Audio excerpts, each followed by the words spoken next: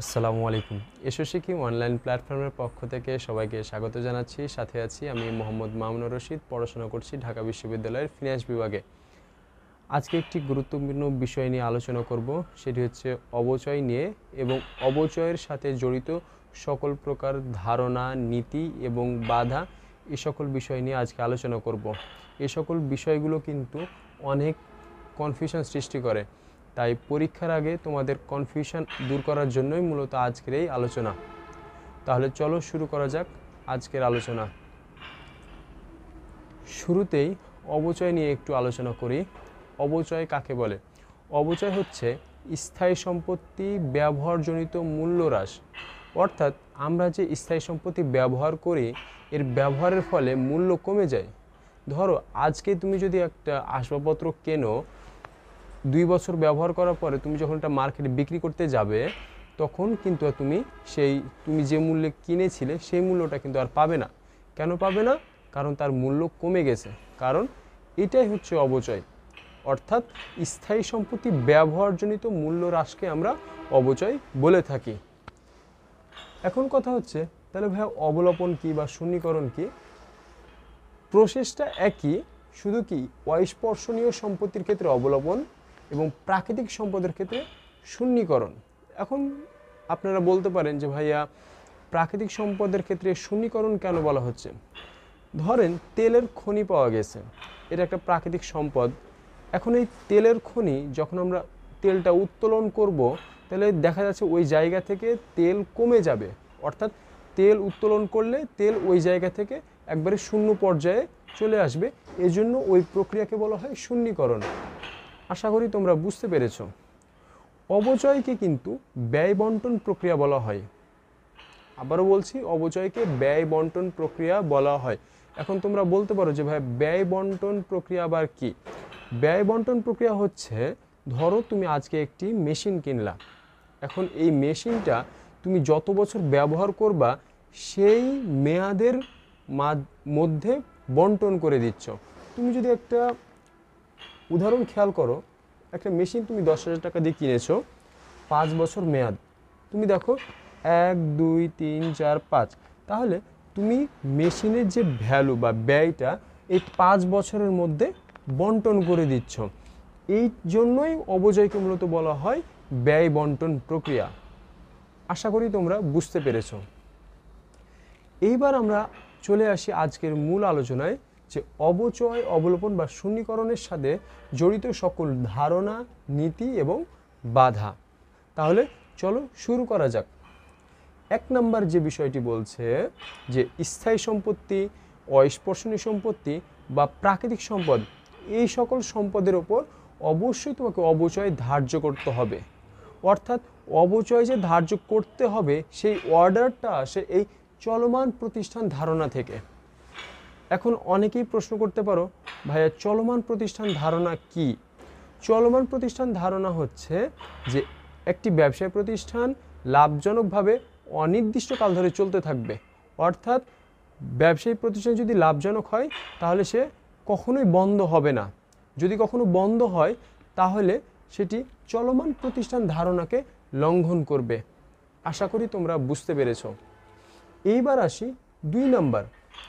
অবচয় যে ব্যয় বা একটি ব্যয় হিসাব বা অবচয়কে ব্যয় হিসেবে গণ্য করা হয়, সেই ধারণাটা আমরা পাই মিলকরণ বা ব্যয় স্বীকৃত নীতি।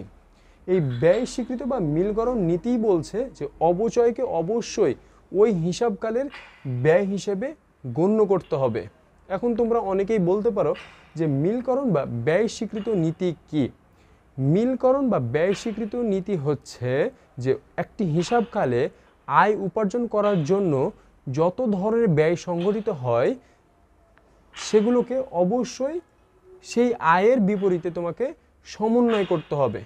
অর্থাৎ তুমি ধরো, মনে করো কোনো একটি হিসাবকালে তুমি 1 লক্ষ টাকা উপার্জন করার জন্য তুমি 60,000 টাকা খরচ করেছো, তাহলে অবশ্যই তোমাকে ওই 1 লাখ টাকার বিপরীতে তোমাকে 60,000 টাকা চার্জ করতে হবে। অর্থাৎ 1 লক্ষ থেকে 60,000 টাকা তোমাকে বাদ দিয়ে তোমাকে সমন্বয় করতে হবে। আশা করি তোমরা বুঝতে পেরেছ। এবার আসি 3 নাম্বার। অবচয় সংক্রান্ত গণনা কার্য বা জমাকৃত অবচয় তৈরি করে প্রকাশ করতে হবে। অর্থাৎ আমরা যে হিসাব বিজ্ঞান করার সময় বিভিন্ন ধরনের ক্যালকুলেশন করে থাকি বা আর্থিক বিবরণী প্রস্তুতের সময় বিভিন্ন ধরনের ক্যালকুলেশন করে থাকি, তার মধ্যে একটি হচ্ছে অবচয় সংক্রান্ত ক্যালকুলেশন, যে আমরা কিভাবে অবচয়টা বের করলাম বা এর পরিমাণটা কত, সেইগুলো তোমাকে প্রকাশ করে নোট আকারে দেখাতে হবে। এইটা হচ্ছে আমাদের পূর্ণপ্রকাশ নীতি নির্দেশ করে। পূর্ণপ্রকাশ নীতি বলছে যে তোমাকে অবশ্যই অবচয় সংক্রান্ত গণনা কার্য এবং জমাকৃত অবচয় তৈরি করে নোট আকারে দেখাতে হবে। এটা হচ্ছে পূর্ণপ্রকাশ নীতির নির্দেশনা। এখন তোমরা অনেকেই প্রশ্ন করো যে পূর্ণপ্রকাশ নীতি কাকে বলে? পূর্ণপ্রকাশ নীতি হচ্ছে একটা প্রতিষ্ঠানের গুরুত্বপূর্ণ যে তথ্যগুলো আছে সেগুলো অবশ্যই নোট আকারে অভ্যন্তরীণ এবং বহিস্থ ব্যবহারকারী নিকটদের কাছে অবশ্যই প্রকাশ করতে হবে। কারণ যদি প্রকাশ না করা হয় তাহলে অনেক কিছুই অজানা থেকে যায়, যেগুলো প্রতিষ্ঠানে বিনিয়োগ করার ক্ষেত্রে, আমাদের বিনিয়োগ সিদ্ধান্ত গ্রহণ করার ক্ষেত্রে প্রভাব ফেলে। এবার আসি 4 নম্বরে, অবচয় ধার্যের পদ্ধতি নির্বাচন ও যে পদ্ধতিতে বেশি অবচয় ধার্য করে সেটি গ্রহণ।